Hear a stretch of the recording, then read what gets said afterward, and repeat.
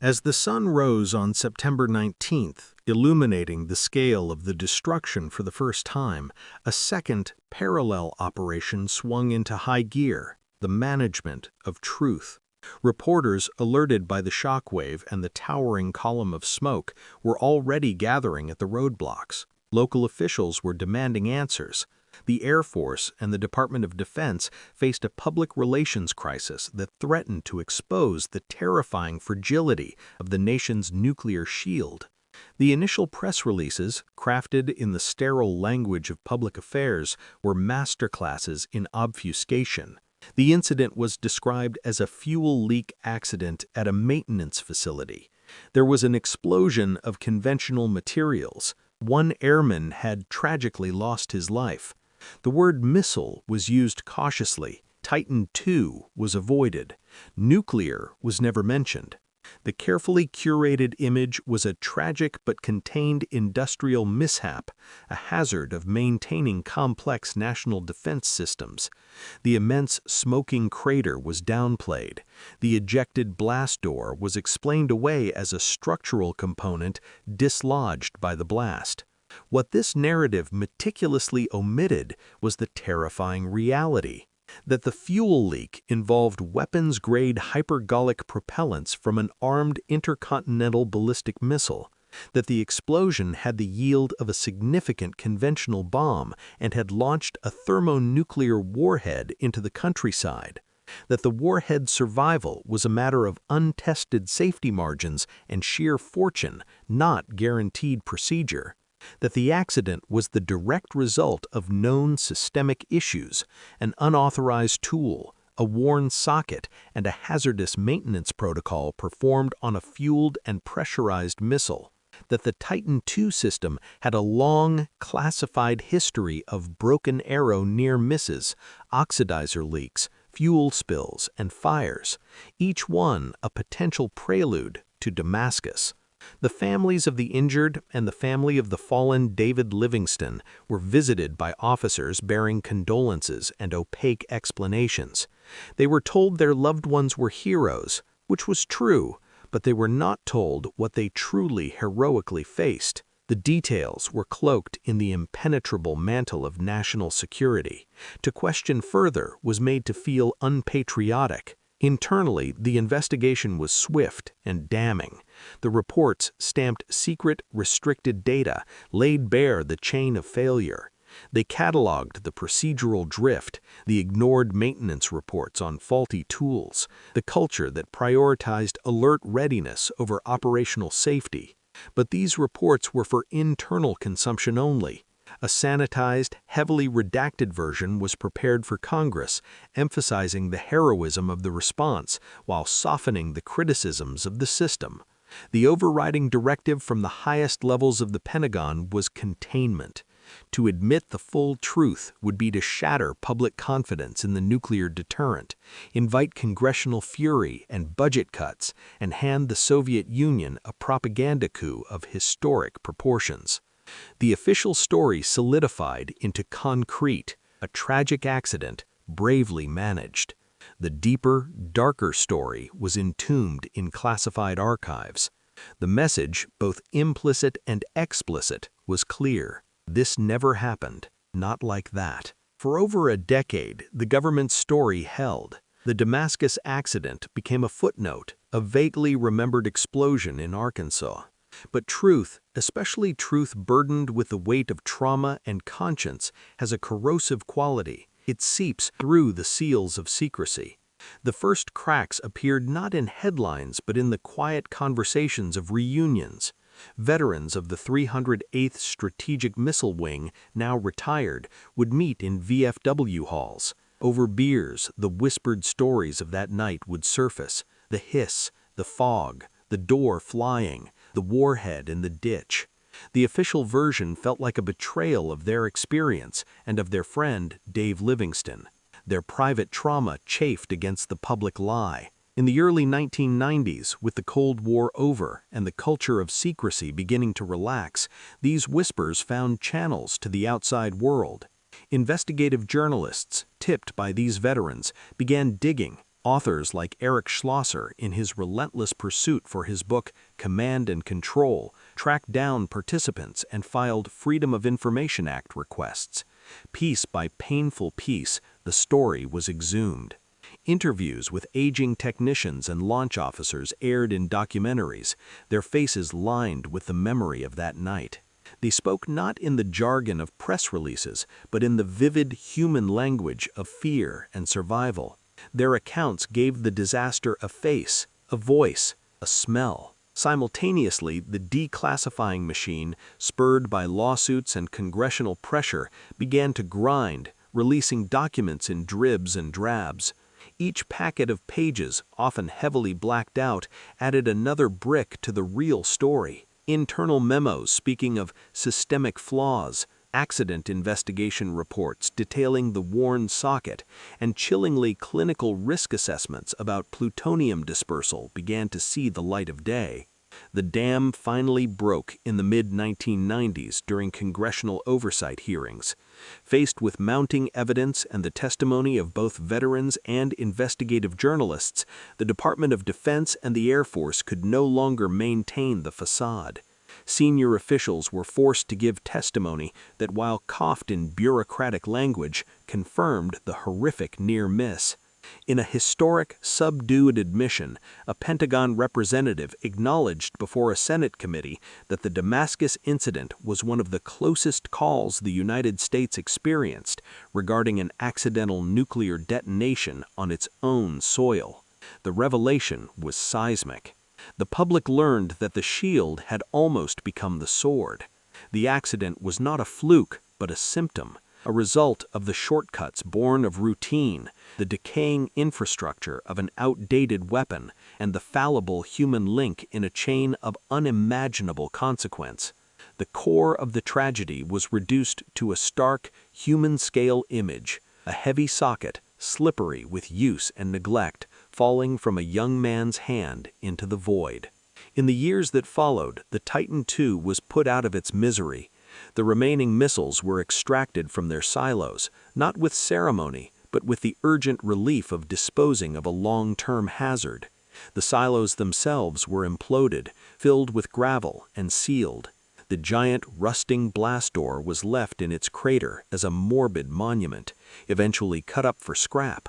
The W-53 warheads were all dismantled. The plutonium pits entered the national stockpile. America, quietly and without fanfare, retired the most powerful and most perilous leg of its land-based nuclear triad. The field near Damascus healed.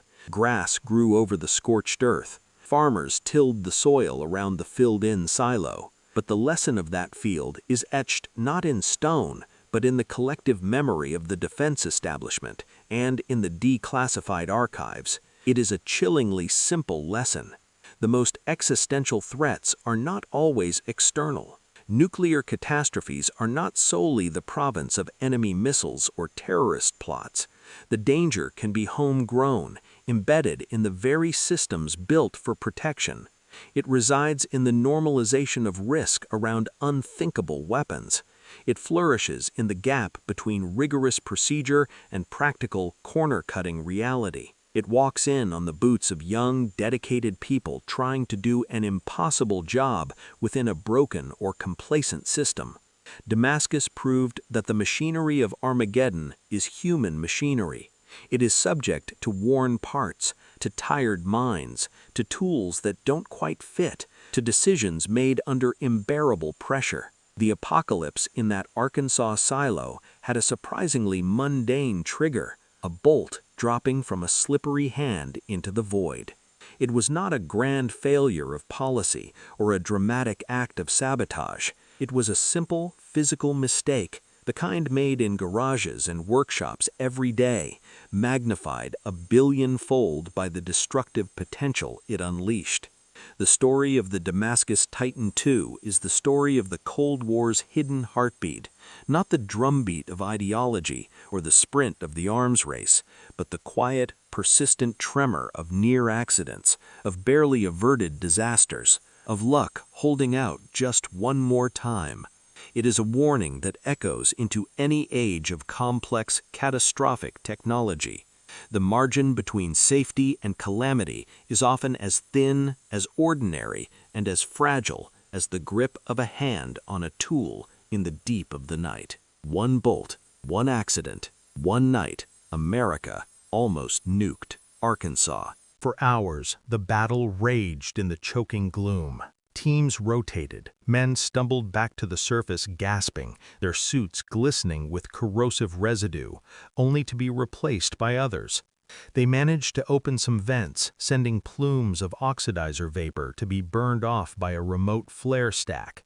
A fragile, trembling equilibrium seemed to hold. On the surface, commanders dared to hope they were turning the tide. The relentless hiss seemed, to wishful ears, perhaps a fraction less urgent. But inside the silo, the laws of chemistry and pressure were writing a different ending. The puncture had created a dynamic, unstable system. The massive first-stage fuel tank, once a rigid structure, was now compromised, its integrity failing as the pressure dropped. Stresses redistributed through the airframe.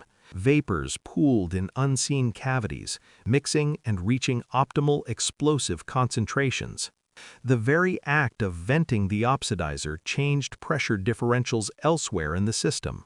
The Titan II was no longer a missile. It was a complex, failing organism going into terminal convulsions. At approximately 3:17 a.m. Central Time, the conditions crossed the invisible threshold. The ignition source remains unknown, a spark from fatiguing metal, a static discharge from flowing fluid, an electrical arc from damaged wiring. It was a tiny event, insignificant in any other context. Its result was not. The fuel-air cloud detonated. The explosion was not a single sound, but a catastrophic progression of energy. A deflagration wave, moving at supersonic speed through the vapor, turned in an instant into a full detonation within the stone and steel confines of the silo. The force, with nowhere to go but up, transformed the silo into a massive cannon. The 740-ton reinforced concrete blast door, a slab 8 feet thick, designed to withstand overpressure from a near-miss nuclear detonation, was not simply breached, it was ejected. The hydraulic dampers and massive locking bolts, engineered to hold against unimaginable force, were sheared clean.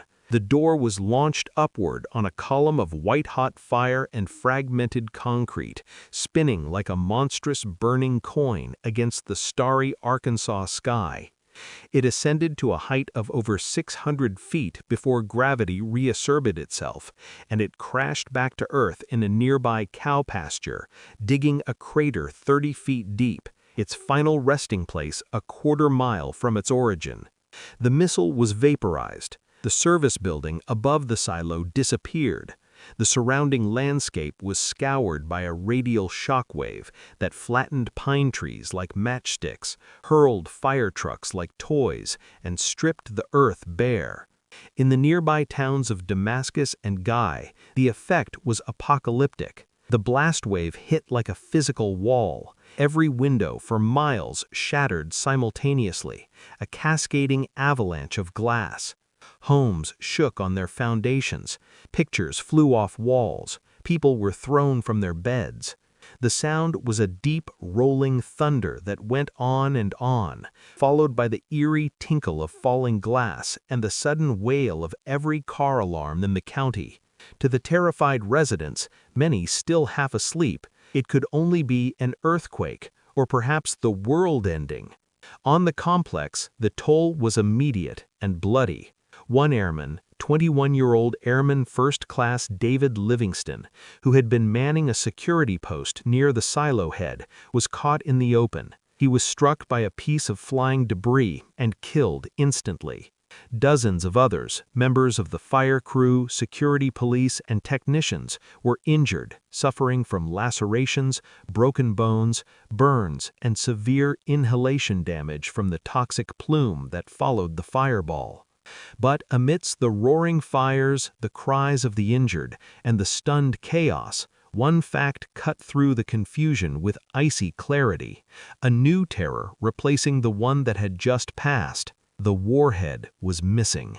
Search teams scrambling with flashlights through the smoke and debris scanned the wreckage. The nose cone of the missile was gone. The re-entry vehicle that housed the Y-53 warhead had not been destroyed in the blast. The force of the explosion had acted like a massive piston, blowing the warhead assembly out of the silo before it could be consumed by the fireball. It had been launched into the darkness like a stone from a sling. Somewhere out in the Arkansas night, beyond the ring of firelight, lay a 9-megaton thermonuclear weapon. It was battered, scorched, and violently separated from its delivery system. Its safety mechanisms were stressed in ways no engineer had ever tested. It was intact, but was it still safe? No one knew. The immediate catastrophe of the explosion had been replaced by a silent, invisible hunt for the ultimate lost object.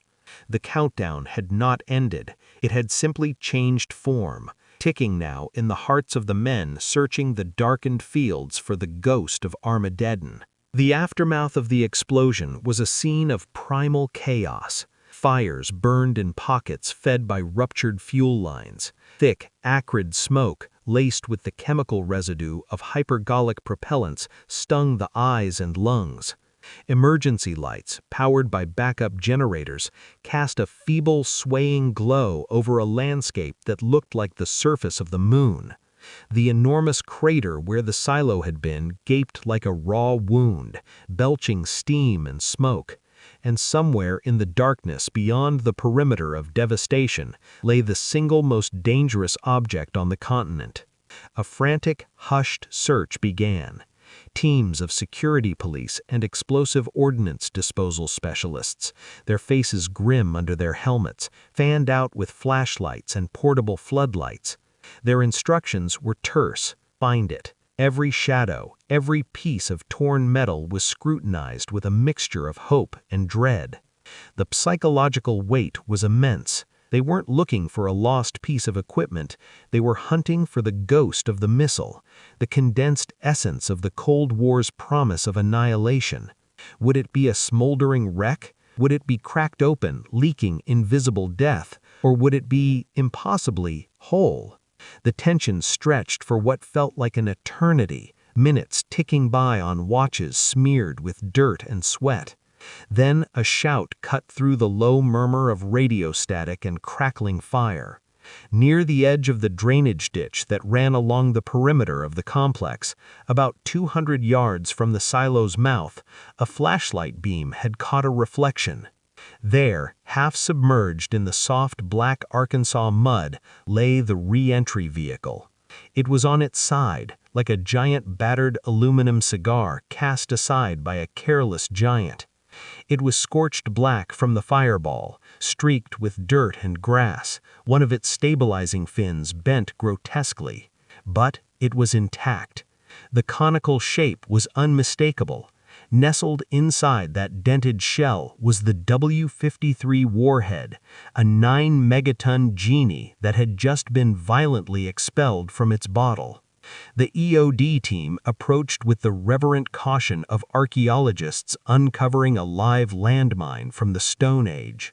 They established a perimeter, their instruments scanning for signs of radiation or hazardous leaks. The data that came back was as shocking as the find itself. Radiation levels were normal. There was no sign of a breach. The warhead's multiple, redundant safety mechanisms, the intricate web of locks, separations, and electrical isolations designed to prevent an accidental nuclear yield, had, against all odds, held. The violent launch from the silo, the heat of the blast, the brutal impact with the earth, none of it had triggered the high explosive lenses. The weapon was designed to survive the rigors of launch and re-entry from space, but no one had ever tested it against being shot out of a silo by its own fuel. It was a testament to over-engineering, or a miracle, or both. The relief that washed over the command post was visceral, a collective exhalation held for hours. The immediate city-killing nuclear nightmare was over. The warhead was secured, carefully loaded onto a specialized transport under the heaviest guard, and whisked away to a disassembly facility. But the cost of that narrow escape was now fully visible in the light of dawn. A dead airman, scores injured, a multi-million-dollar complex destroyed, and a radioactive specter that, while contained, had come perilously close to being unleashed. The United States had survived a potential nuclear disaster of its own making, but not through skill, procedure, or superior design. It had survived by a thread of chance so thin it was nearly invisible. The hypergolic fuel now spewing into the silo was a devil's brew.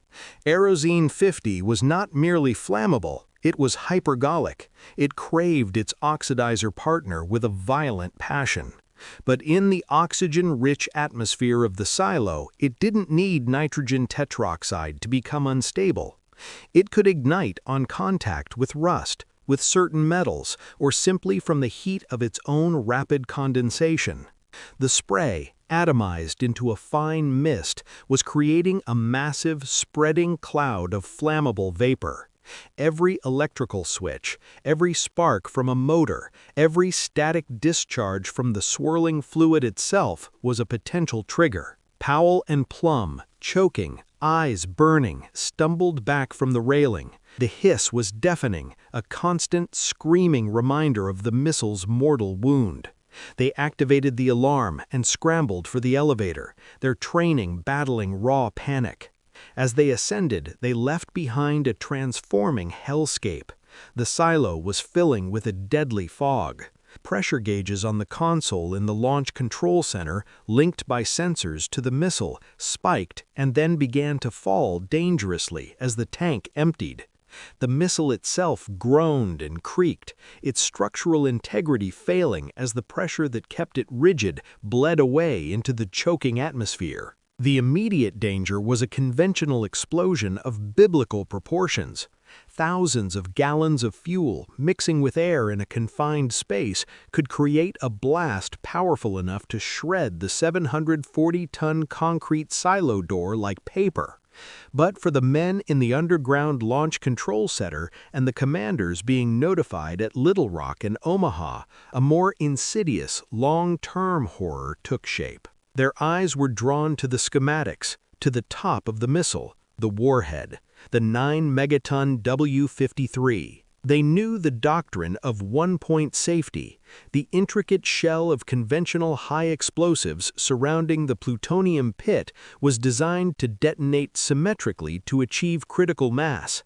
An asymmetric detonation from a fire, a fragment impact, should, in theory, just blow the pit apart without a nuclear yield. It would fizzle. But a fizzle was not a non-event. It was a high-explosive blast contaminated with weapons-grade plutonium. If the missile exploded, the conventional fireball would be immense, vaporizing the warhead's components and launching a fine radioactive aerosol into the atmosphere. The plutonium particles, lighter than smoke, would be caught by the prevailing winds. They would drift across Arkansas and beyond, settling on fields, in reservoirs, on the streets of towns like Damascus, Clinton, and Conway. The result would not be a nuclear mushroom cloud. It would be something from a darker, slower nightmare, a silent, invisible contamination. Crops would be poisoned. Water supplies would be rendered deadly for millennia. The cancer rates in the region would skyrocket for generations. A sizable portion of the American heartland could become a permanent exclusion zone, an American Chernobyl years before Chernobyl, born not from reactor meltdown, but from the catastrophic failure of the very weapon meant to protect it. And as the crisis unfolded in the depths of the Arkansas countryside, this terrifying possibility was known only to a handful of military personnel and a few horrified officials in windowless rooms. The rest of the state slept. Families watched television. Farmers planned the next day's work. all of them unwittingly poised on the brink of a disaster that their own government had buried beneath their feet. The countdown was not signaled by a beep or a flashing light. It was measured in the steady, ominous hiss of escaping fuel, the creeping spread of an explosive vapor, and the slow, agonizing deliberation of men trying to decide how to stop the unthinkable. In the Launch Control Center, a buried capsule 3 miles from the silo and connected by a narrow, pressurized tunnel, the two launch officers, Captains Michael Billington and Jeffrey Kennedy, watched their console lights paint a portrait of escalating catastrophe. The data streamed in, tank pressure plummeting, environmental sensors detecting toxic fuel aerosols, structural stress monitors edging into the red. Their secure lines to the 308th Strategic Missile Wing headquarters at Little Rock Air Force Base, and from there to the Strategic Air Command headquarters in Omaha, Nebraska, hummed with terse, fraught conversation. A war room atmosphere took hold in those scattered, connected spaces. Senior officers, engineers, and safety experts hunched over schematics and telemetry printouts. The debate was not academic, it was a brutal triage of terrible options. Two stark philosophies emerged, divided along the lines of operational mindset versus cold statistical risk assessment. One faction, led by hardened missileers and some safety officers, advocated for containment and evacuation. Their argument was grimly logical. The missile was a lost cause. The hypergolic fuel cloud had likely already reached a concentration where any ignition source, a spark from a tool, a failing electrical connection in the silo wall, or even the heat of its own rapid condensation could set it off. Sending anyone back in was not just dangerous, it was likely suicidal, and it could provide the very ignition source they feared. Their plan was seal the complex, evacuate to a safe perimeter, and let the missile detonate if it must. The silo was designed to contain a certain level of blast. Let the conventional explosion happen underground, contained as much as possible. Deal with the aftermath, however horrific, afterwards. The other faction, which included the on-site commander and senior SAC leaders, was gripped by the specter of the warhead. To them, a contained explosion was a fantasy. The force of thousands of gallons of hypergolic fuel detonating in a confined space would be monumental, almost certainly breaching the silo and violently compromising the warhead. A fizzle was not a clean event. The dispersal of plutonium across central Arkansas was an unacceptable outcome, a permanent poisonous scar on the nation, a political and humanitarian disaster of unprecedented scale. They argued for intervention, stabilize the missile, vent the fuel vapors, somehow patch the leak or at least reduce the pressure to prevent a catastrophic rupture. It was a Herculean task, but the alternative was, in their words, unthinkable. In the end, the culture of SAC, the can-do ethos, the belief that every weapon system could and must be controlled, the deep-seated terror of a nuclear embarrassment, tipped the scales. The order came down from the highest levels: attempt to secure the missile. A Tiger team was assembled on the surface. They were volunteers in name, but in the pressured atmosphere of a military emergency, the line between volunteering and being ordered blurs. Led by Senior Master Sergeant James Sandaker, a veteran of the complex, the team consisted of a handful of young airmen, many just teenagers or in their early 20s. They were technicians, firefighters, and security personnel. As they donned their MOP gear, bulky, charcoal-lined suits with integrated gas masks and rubber gloves, they were transformed from individuals into anonymous, silver-suited astronauts preparing to walk on a hostile world. The briefing was stark: descend, assess, and if possible, manually open vents to relieve pressure from the oxidizer side of the missile, hoping to balance the system and reduce the risk of a sympathetic detonation. Their descent in the small service elevator was a journey into a chemical inferno. Each level down, the hiss grew louder, a constant sibilant roar. The sweet, garlic-tinged stench of Aerozine 50 penetrated even the filters of their masks, burning their nostrils and the backs of their throats. A yellowish-white fog, dense and opaque, swirled in the beams of their helmet lights, reducing visibility to a few feet. Condensation from the reactive fuel mixed with the cool silo air created a corrosive dew that coated their suits and equipment. The heat from the chemical reaction was becoming intense. They worked in a nightmare ballet. Communication was reduced to hand signals and muffled shouts. Their tools felt alien in the thick gloves. Every metallic clang as a wrench touched a pipe echoed with heart-stopping finality. Was that the spark? The silo was a symphony of dread. The hiss, the creak of straining metal, the frantic pounding of their own hearts in their ears, and the ever-present knowledge that the atmosphere around them was now fuel, waiting for a single stray ignition source. They went in because the alternative, abandoning the warhead to its fate, was, to the chain of command and to their own sense of duty, a moral and strategic impossibility. It was a decision born of desperation, one that would nearly multiply the tragedy. By the autumn of 1979, the Cold War had reached a tense, gray middle age. The early days of duck-and-cover drills and backyard fallout shelters felt like ancient history, replaced by a grinding, institutionalized standoff. In the heartland of America, beneath the wheat fields of Kansas, the desert of Arizona, and the soybean farms of Arkansas, the guardians of this stalemate slept in their tombs. They were the Titan II intercontinental ballistic missiles, and they were obsolete the moment they were buried. The Titan II was a weapon from a different era, a product of the frenzied, slide-rule engineering of the late 1950s.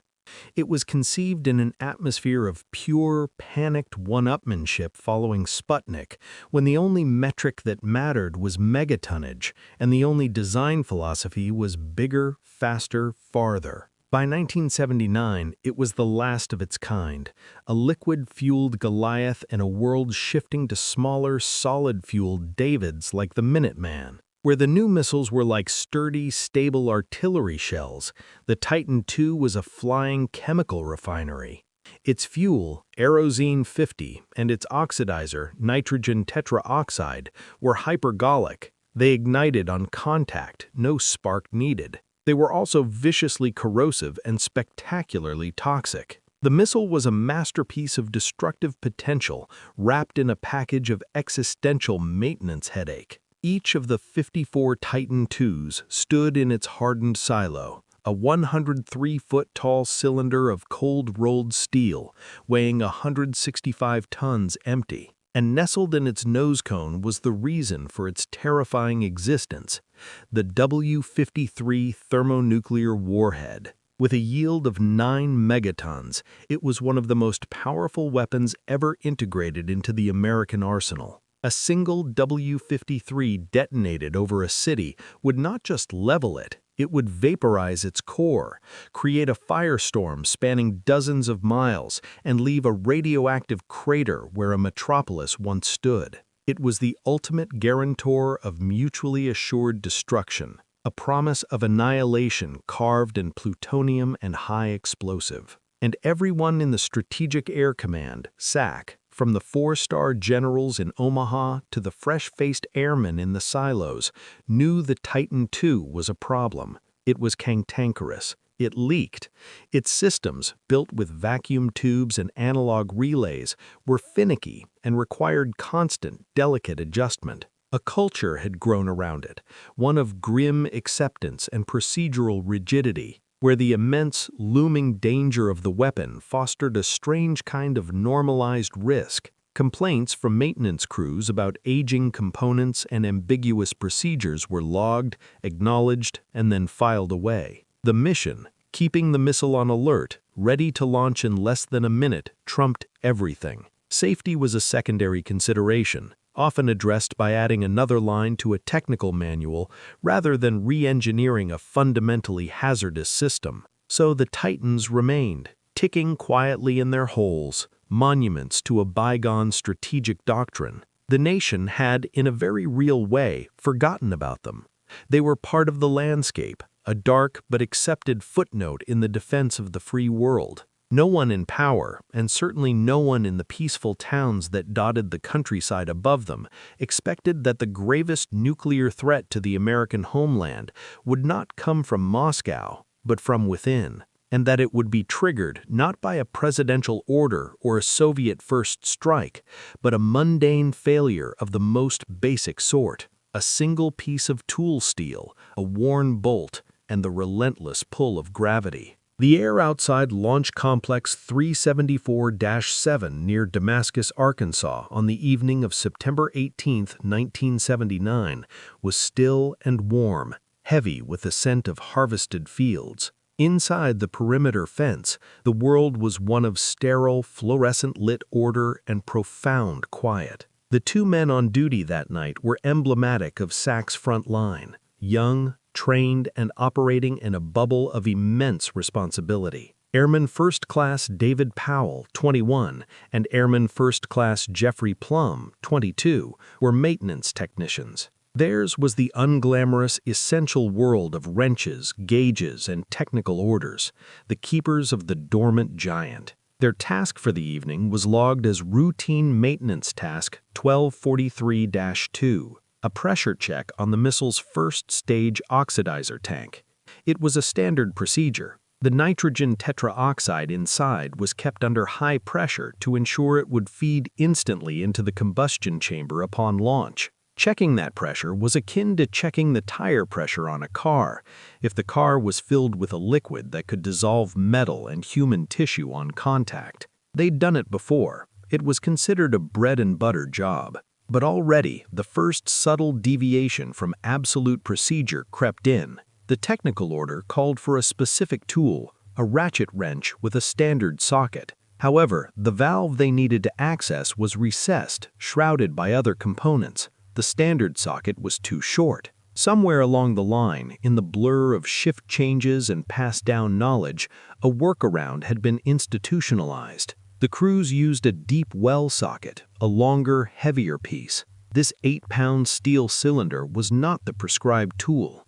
It was heavier, its balance was different, and its fit on the drive of the wrench was less secure due to a worn detent ball, a tiny spring and bearing that should have locked it firmly in place. This was a known issue, one of those minor, nagging flaws that the culture of make it work had absorbed.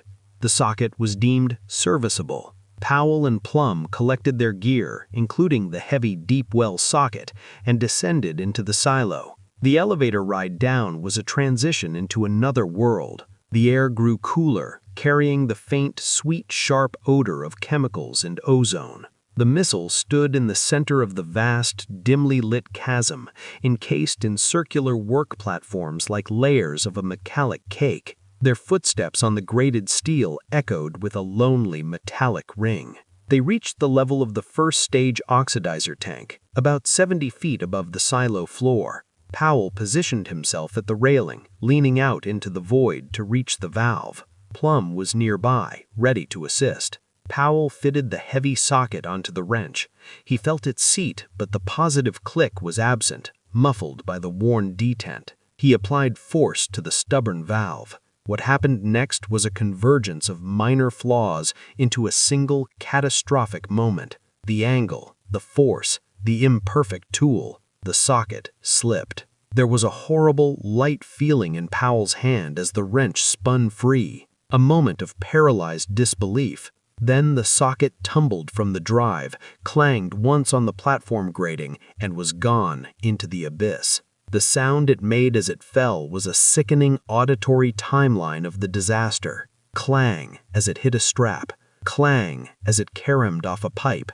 Clang, a final definitive impact, followed not by a ring, but a deep, wet, percussive thump. It had fallen the entire 70 feet height of the silo. and at the terminus of its journey was the thin, pressurized aluminum skin of the Titan II's first-stage fuel tank, filled with over 50,000 pounds of Aerozine 50. The 8-pound mass, accelerated by gravity, did not bounce. It penetrated. It tore a fist-sized hole in the tank wall. Instantly, the highly pressurized fuel found its escape. It didn't leak, it erupted. A high-velocity geyser of yellowish aerosolized poison blasted into the silo with the sound of a roaring, angry dragon. The sweet, garlic-like stench of the fuel, a smell they had been trained to fear, flooded the space in seconds. The routine night shift was over. The countdown had begun.